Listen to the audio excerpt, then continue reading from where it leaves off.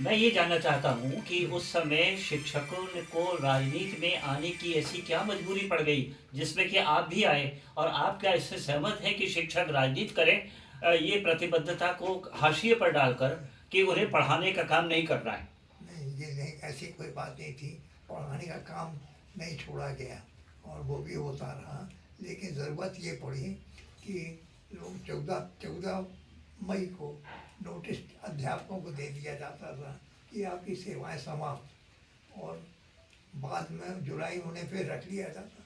2 महीने की तनख्वाहें बचा लेती थी मैनेजमेंट, एक ये दिक्कत थी।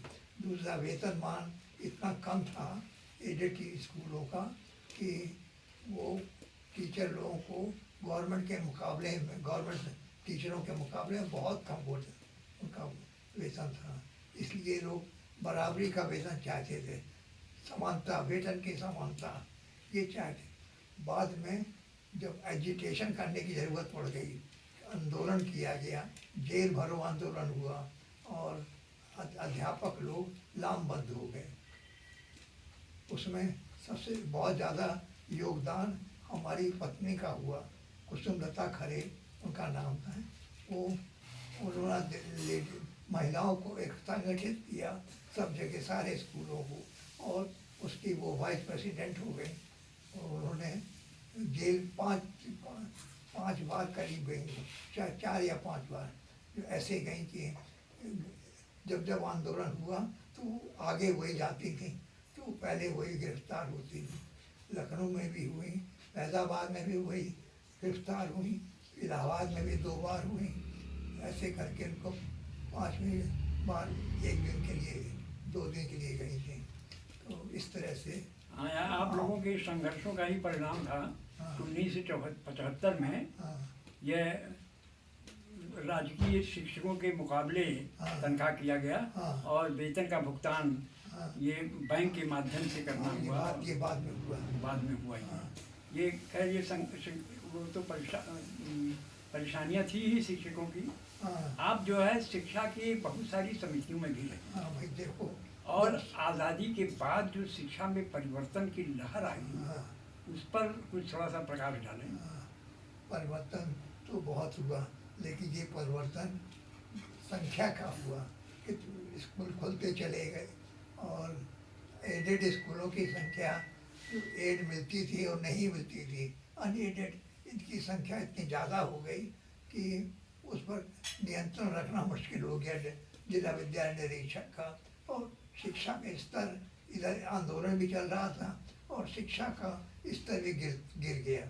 अच्छा नहीं, वो कोशिश बहुत किया, मानधाता से बराबर कहा करते थे कि भाइयों, तुम लोगों का चरित्र लेखन, करेक्टर जो हर लड़का अपने घर में लिखता है, वो अपने माता पिता को बताता है, इसलिए तुम लोग पढ़ाने में कोई भी कमी न रखना। लेकिन जनता जो थी, टीचरों की अधिकांश, वो टीचर पढ़ाई में कम ध्यान लगे, उनका स्तर गिरता गया। ये थोड़ा सा दुखदाई था। शिक्षकों के आर्थिक सुधार के लिए आंदोलन करना वैसा ही जैसे सारे ट्रेड यूनियंस करते हैं, तो इसमें कोई बड़ी बात है, अनोखी बात नहीं है। सही बात। क्या शिक्षक संघ ने कभी आपकी नज़र में ऐसा कोई आंदोलन किया जिसमें शिक्षा में बदलाव, मुल्क में एक विजन पैदा करने की कोशिश हो, हाँ, ऐसा कोई आंदोलन कभी हुआ क्या? एक आंदोलन किया, उसमें सन 66 के बाद जब एक कमीशन का जो कोठारी प्रकाशन हुआ है, कोठारी हाँ, कोठारी कमीशन का जब प्रकाशन हुआ, तो उसके बाद लोगों ने मांगना शुरू किया कि शिक्षा होगी एक समान, और चाहे कोई हो, सबकी शिक्षा सुदामा और कृष्ण की शिक्षा की तरीके से शिक्षा ये होगी एक समान। ये आंदोलन चलाया, लेकिन ये सिर्फ कागज़ पर रहा, किसी ने सुना नहीं इनकी बात को। तो ये तो डॉक्टर राम मनोहर लोहिया की का नारा था, शिक्षा होगी एक समान। पंडित हुआ भंगी क्या वो है। तो ये तो जाहिर है कि उस समय समाजवादी आंदोलन का जोर उत्तर प्रदेश में थोड़ा सा लोहिया से लोग प्रभावित थे उससे। अच्छा, आज जिस वय में आप हैं उस वय में आपको क्या लगता है कि, क्योंकि आज़ादी के आंदोलन में शिक्षकों की बहुत भूमिका रही है, प्राइमरी से लेकर यूनिवर्सिटी तक के शिक्षकों का जबरदस्त योगदान रहा है, क्रांतिकारी आंदोलनों में रहा है। बिल्कुल रही। इस वय में ठहर कर जब आप सोचते हैं तो आपको क्या लगता है कि शिक्षक बृहद राजनीति के लिए, शिक्षक संघ की राजनीति नहीं, बृहद राजनीति में उन्हें सक्रिय होना चाहिए? व्यास जी ने कहा कि संघ के काम में लग जाने से काम में व्यवधान पड़ता है, एक शिक्षक की भूमिका कमतर हो जाती है। मेरा तो अनुभव रहा है, जब आदमी सक्रिय होता है, उसका विजन बड़ा होता है, तो शायद अपने काम में और तन्मयता और ईमानदारी लाता है। मेरी अपनी ऐसी सोच रही है और शायद जीवन में कुछ ऐसा मैंने किया। तो आपको क्या लगता है कि शिक्षा समुदाय को जागृत करके उसे समाज का वैंगार्ड बनाया जाना चाहिए, समाज को सही दिशा देने के लिए, विजन देने के लिए उसका इस्तेमाल होना चाहिए, या उसे करना चाहिए? इस्तेमाल होना मैं गलत बोल रहा हूँ? ऐसा हुआ नहीं, ऐसा हुआ नहीं।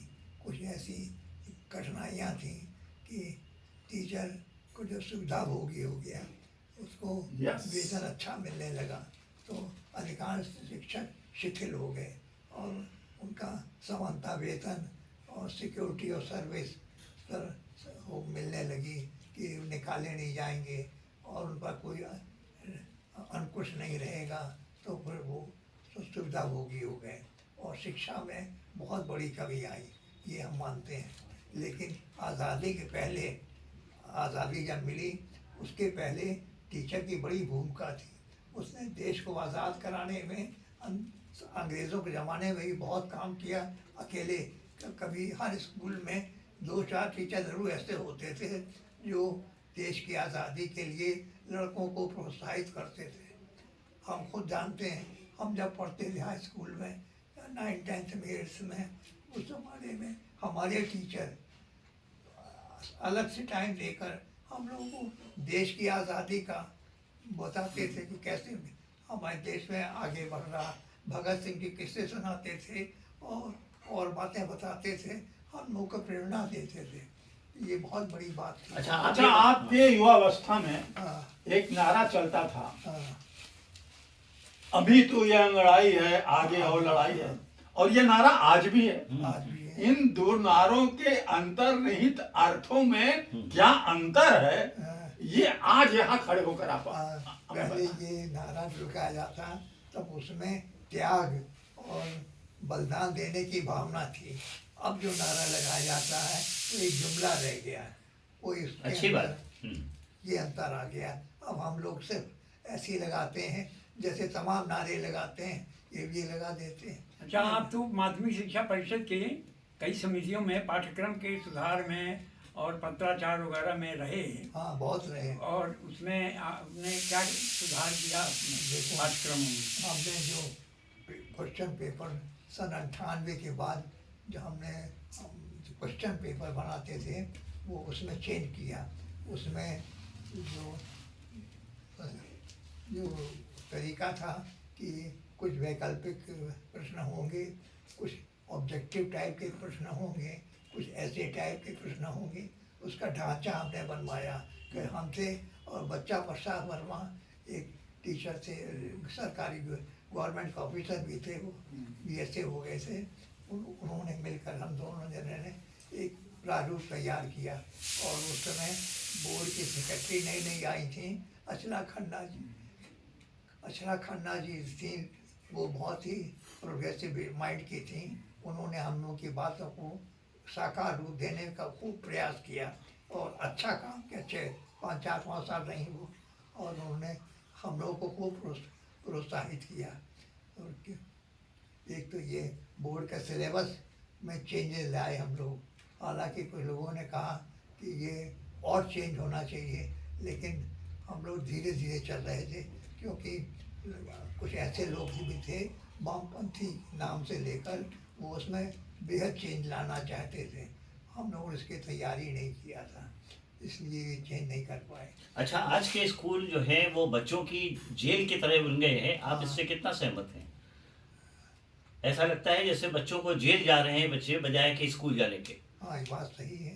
ये जेल क्या जा रहे, एक उनका बंद है यार, ड्रेस उनकी ऐसी हो, पढ़ाई ऐसी हो। अब तो ये भी हो गया कि घर में पढ़ाई हो और उनको ऑनलाइन पढ़ाया जाए, ये सब तो बंधन आ गए। हम लोग पढ़ते थे, जब आप भी पढ़े होंगे, कि एक स्वतंत्र भाव से जाते थे 10 बजे और 4 बजे आके आराम से नाश्ता करके घर में पढ़ाई करते थे।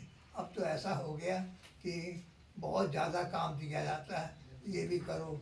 टीचर पर बड़ा बोझ हो गया आजकल, पहले इतना बोझ नहीं था। टीचर पढ़ाता था मन लगाकर, लेकिन अपने मन से बोझा लेता था। अब तो CBSE पूरा लिख के भेजती है, ये करिए, ये करिए, और उसकी कॉपी भेजिए, 2 कॉपी भेजिए, 3 कॉपी भेजिए। टीचर यही करता रहता है। हमने देखा इस समय टीचरों पर बहुत ज़्यादा अनावश्यक बोझ है, लिखा पढ़ी का, टाइप करके भेजो, उसमें उससे भेजो, क्या होता है आजकल डिजिटल, सब भेजो उसको। बच्चे अवसाद में जा रहे हैं, हाँ। आप इससे सहमत हैं? बच्चे बहुत परेशान हैं, बच्चों का मन घर में नहीं लग रहा है, स्कूल में नहीं लग रहा है। हाँ, ये बात तो आप इससे सहमत हैं? हाँ, ये बात हम सहमत हैं, इसलिए कि बच्चों के सामने कोई लक्ष्य नहीं है। लक्ष्य कौन पैदा करेगा? लक्ष्य हम लोगों को करना, हम लोग गार्जियन, माता पिता करें, टीचर करें। हर चीज़ टीचर थोड़ी करेगा, हर बार टीचर करे, हर बार स्कूल करे, नहीं, ऐसा नहीं हो सकता। माता पिता की भी जिम्मेदारी है। लक्ष्य तो यही तो दिक्कत है। आप कह रहे हैं माता पिता की जिम्मेदारी, माता पिता के तो लक्ष्य तय करते हैं, बच्चा अपना लक्ष्य तय नहीं कर पाता। माता पिता तो लक्ष्य उसके ऊपर लाद देते हैं, बेटा इंजीनियर बनना है, डॉक्टर बनना है। हाँ, वो जो उसकी नैसर्गिक प्रतिभा है, हाँ। वो अपना टारगेट, अपना लक्ष्य तय करे। ये आजादी बिल्कुल खत्म हो गई है। माता पिता अपने आप सपने, ये आपने तय किया था कि आपको टीचर बनना है कि एजी ऑफिस की नौकरी करनी है। मान लिया उसने। आज का गार्जियन आपको अलाउ नहीं करता कि आप अपने मन का काम करें। अपने सपने थोप देते हैं बच्चों के हाँ, ऊपर, सही बात है। है ना, कि हमें इंजीनियर बनकर दिखाओ, हमें डॉक्टर बनकर दिखाओ। हम